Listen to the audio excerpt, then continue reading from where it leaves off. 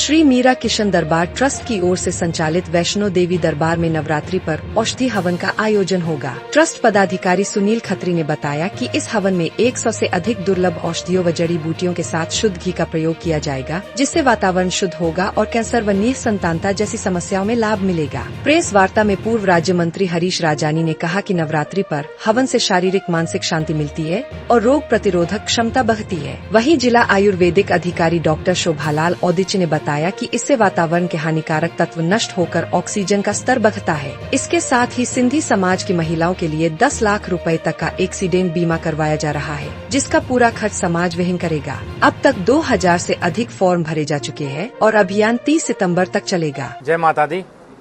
मैं सुनील खत्री, माता वैष्णो देवी मंदिर नाथद्वारा रोड पर उसका सेवक हूँ और इन नवरात्रों के अंदर माता वैष्णो देवी मंदिर दरबार में हम लोगों ने एक औषधीय हवन का औषधीय यज्ञ करने का निर्णय लिया है, जो नवरात्रों के 9 ही दिन तक चलेगा। इस औषधीय हवन की ये साधारण हवन नहीं है, ये औषधीय हवन है। जिन भाइयों और बहनों को कैंसर जैसी असाध्य रोग बीमारी से जूझ रहे हैं, उसमें उस हवन में 70 से 80 तरह की औषधियों का हवन करके उसकी धुनी अगर वो लोग लेते हैं जो कैंसर से पीड़ित हैं, तो उनसे कैंसर जड़ से ख़त्म होता है। ऐसा मैं नहीं कहता, शास्त्रों में लिखा है। और जो हवन की जो किताबें बनी हैं उसमें लिखा है कि अगर कैंसर जनित जो औषधियाँ हैं उनको अगर हवन किया जाता है तो वो कैंसर ठीक होता है। उसमें करना ये है कि जो भी कैंसर पीड़ित है वो आएँ, वो वहाँ करके बैठे हैं और उसकी धुनी लेनी है। धुनी यानी कि जो वो धुआं होता है उसको अपने सांसों के जरिए अंदर लेना है।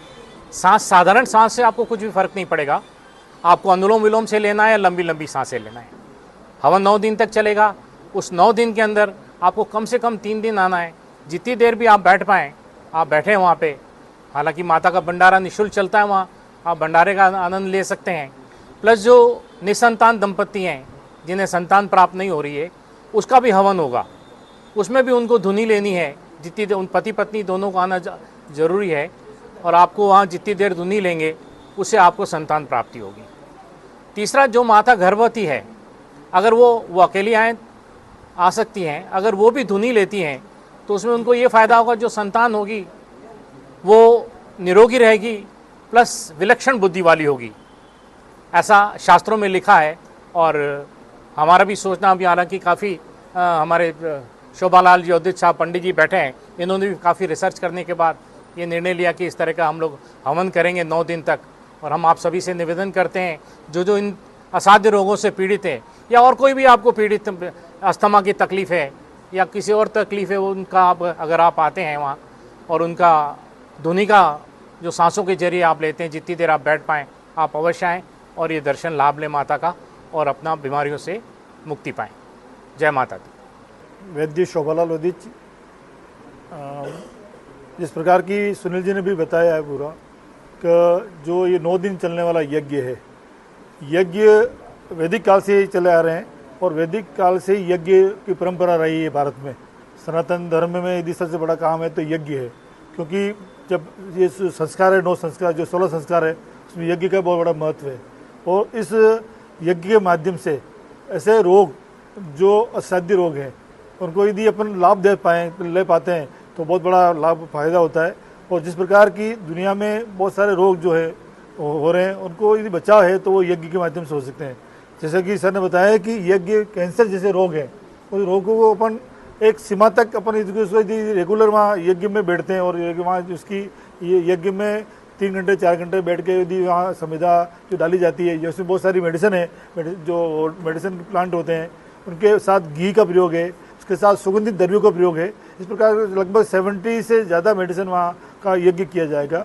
उसके माध्यम से यदि रेगुलर लेता है तो जो कैंसर जैसी बीमारी हैं, बहुत सारी ऐसी डिजीज़ हैं जो दुनिया में ठीक नहीं हो पाती है, उसका बहुत बड़ा उसमें लाभ मिलने वाला है। और रेगुलर यदि कोई व्यक्ति वहाँ रेगुलर आएगा तो उसको लाभ जरूर मिलेगा। दूसरी बात उन्होंने बताई है कि जिस प्रकार की गर्भवती संतान है, वो अच्छी संतान पैदा करने के लिए भी यज्ञ का बहुत बड़ा रोल है। पुराने ज़माने में यज्ञ के संतान के लिए भी यज्ञ करते थे पहले लोग, तो वो यज्ञ संतान के लिए भी हो सकता है और अच्छे संतान के लिए। बस दिलीप राजा वगैरह सब लोगों ने यज्ञ किए हुए हैं।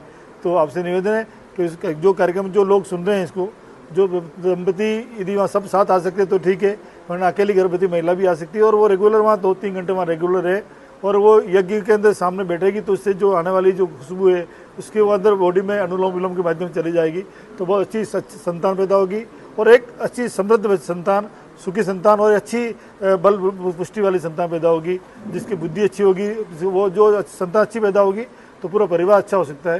तो इस माध्यम से जो सर कर रहे हैं रेगुलर, ये 9 दिन का कार्यक्रम है, ये उदयपुर में ऐतिहासिक कार्यक्रम है और इस प्रकार के जो कार्यक्रम है वो उदयपुर की जनता के लिए और जो लोग इसको जो भी दर्शन करने आएंगे उसका लाभ लेंगे। तो एक बार मैं पूरा परिवार के लिए धन्यवाद देना चाहता हूँ आप सभी के लोगों के माध्यम से, और उदयपुर की जनता इनका बहुत तहे दिल से हार्दिक आभार भी करना चाहती है, क्योंकि इस प्रकार का कोई कदम उठा रहा है उदयपुर के स्वास्थ्य के लिए, तो इससे बड़ा कोई कार्य हो नहीं सकता है। तो एक बार बहुत बहुत धन्यवाद आपका, और आप सभी मीडिया कर्मी का निवेदन है कि इस कार्यक्रम ज़्यादा से ज़्यादा आप जनता के अंदर बीच में ले जाएंगे तो ज़्यादा से ज़्यादा लोग पधारेंगे। धन्यवाद।